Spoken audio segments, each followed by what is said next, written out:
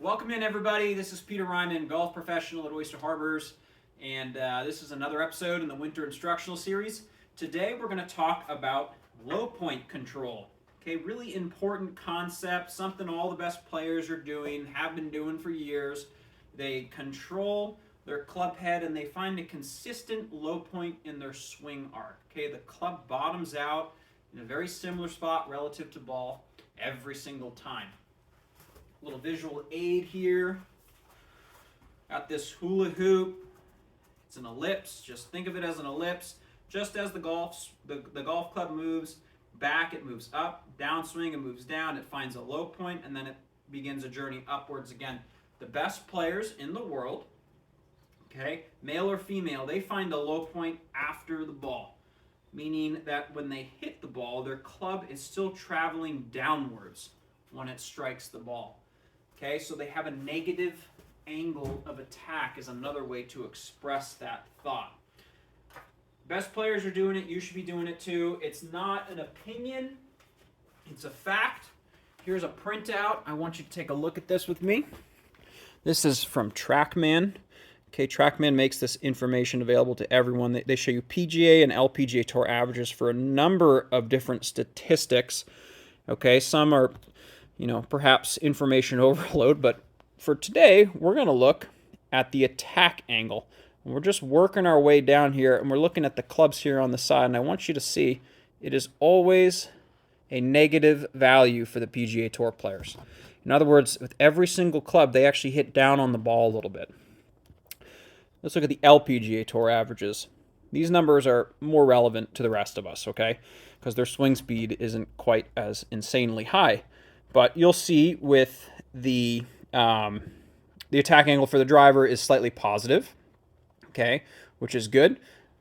And everything else is, again, negative. So regardless of club, the best players in the world are hitting down on the ball, excluding a driver, right, perhaps. But they're hitting down on a ball, okay, meaning that they are hitting ball first, ground second. That divot is beginning after the ball. You should be doing it too.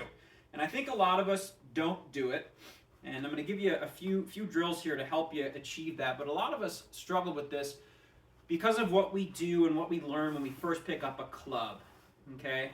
It's difficult to fathom. Just try and remember what it was like when you first learned golf. And someone gave you a club. It was probably too big and too heavy for you. And then they put a ball down on the ground. And they said, all right, make it go in the air. And you thought, that seems so difficult. How am I going to do that? And, the thought is, I got to help this ball into the air, do what I can to get it up into the air. And so a couple things happen. You end up kind of being on your right side, your trail side way too much. You also maybe end up trying to find a condition where you add loft to the club face to try and help the ball into the air. And there's two ways to add loft. You can simply be here, or you can also open the club face. Another way to add loft. So those few situations of trying to help the ball into the air, those few actions that you take, they have long-term consequences, which have crept into many of our golf swings and created these compensations in our swing. One of them being an across the top move, which stems from a very open club face, where you get that club face very open moving into impact, and then you hang back on your trail side like so. And in an effort to find a way to square the club face, you start swinging out and across the ball this way, which does in theory square the club face, but it also gets your path swinging way across the ball. It's a very common one. So what I want you to recognize is, all things being equal, your club head will generally try to bottom out below your sternum, okay, below the zipper on my quarter zip, the buttons on your shirt, okay? And generally, if you can just get your sternum a little bit forward, right? Now, as we move into impact, things are going to be opening, so I'm going to open my hips as well, open my shoulders. But trying to get that sternum a little bit forward is a really great way to ensure that you too are having a negative angle of attack into a ball. So here's a simple drill. You're going to take an alignment stick. You're going to put it over the inside of your left foot. You're going to set up to a ball, give yourself your normal ball position, and I want you to make little swings and just work the zipper or the buttons on your shirt over this alignment stick and to the left of the alignment stick towards your target, okay? And just keep working it towards your target. And make full swings, swinging all the way through, getting the buttons and the zipper on your shirt going left over that target. Really simple visual aid that can help you out a lot. Another one I think that's really beneficial is you take a few balls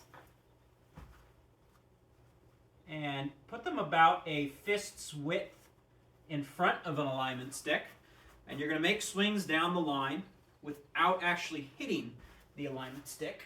Okay, so I'll show you that. Get that set up.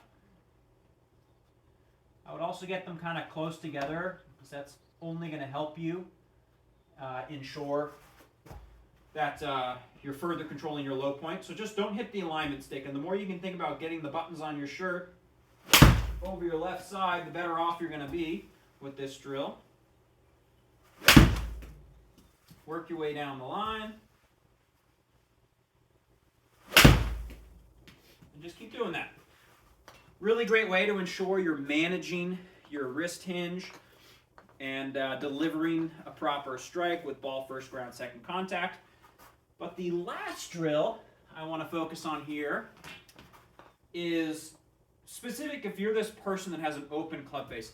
And if you're not sure you are that person, well, if you hit a lot of slices, or if you see your ball start right, stay right, or maybe go further right, then you are that person. So this guy, who's kind of here moving into impact with the club face really open, okay? This is a tough position to be in. Really what we want to see when you move into impact is we want to see the club face start to point more down below the horizon.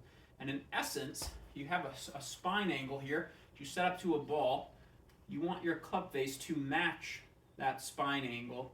So get your hands about hip height, belt height, kind of this point moving into impact. Start to feel some of the things that you get moving into impact, like your hips opening, right? And get your club face square to your spine angle, pointed a little bit below the horizon. Feel that a couple times, find that, and actually try and hit balls from this position. Just make little swings. What you're gonna feel is all of a sudden it's really easy, if you stay here and just turn, to manage your low point and ensure you're making ball first, ground second contact, okay? So a few drills for you there. I think they're really going to help you ensure that you control your club face, you manage it correctly, and then deliver a low point where you collect ball first, turf second. If you have any questions, reach out. We're close to warming up here in Massachusetts, so hopefully we can get outside and practice some of this stuff. When you do get outside and you start practicing, start looking at your divots. Divots are the proof of the pudding. And if your divot is starting after your ball, then you're doing a good job, right? You're hitting down on a ball. You're hitting ball first, ground second. But if your divots are not starting after the ball, then you need to take some of these drills and put them into play on your driving range, okay?